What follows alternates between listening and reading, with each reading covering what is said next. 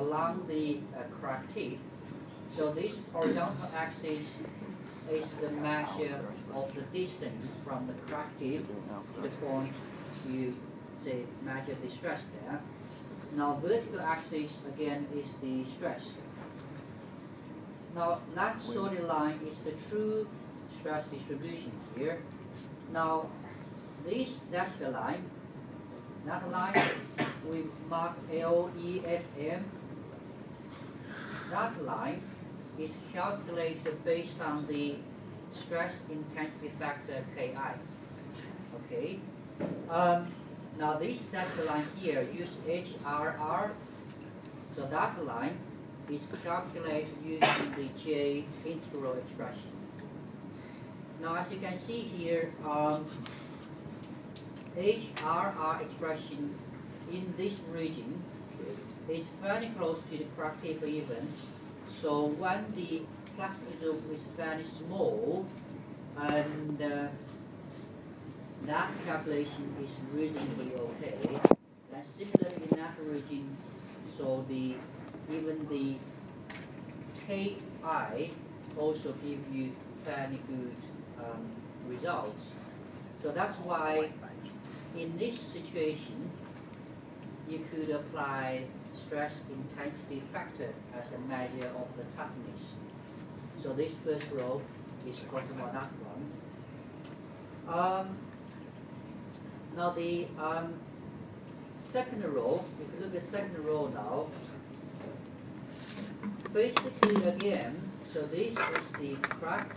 Now at the crack tip you see the gap is a bit bigger now.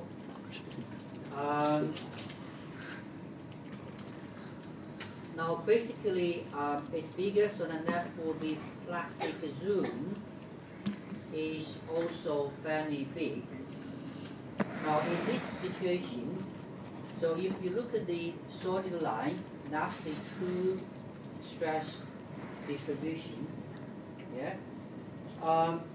Now in this area, HRR dashed line still matches reasonably well with the solid line. So that's why the J integral could be applied in this case. But if you look at the LEFM dashed line, it doesn't match the stress distribution at all.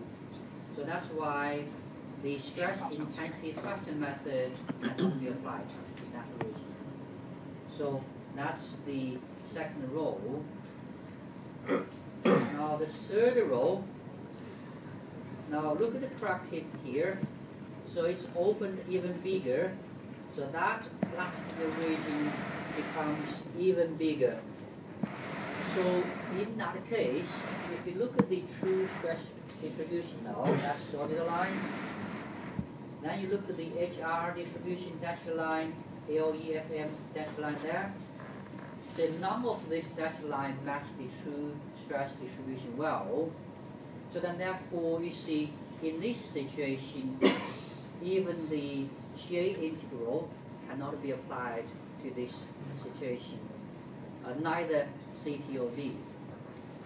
So this tells you the limitation of even this elastic plastic fracture mechanics. So that really is the issue related to elastic plastic fracture mechanics method. So before I move to the next section, I don't know whether you have any questions for this one. Okay. Now let's move to failure assessment diagrams. Now for this board, basically we shall say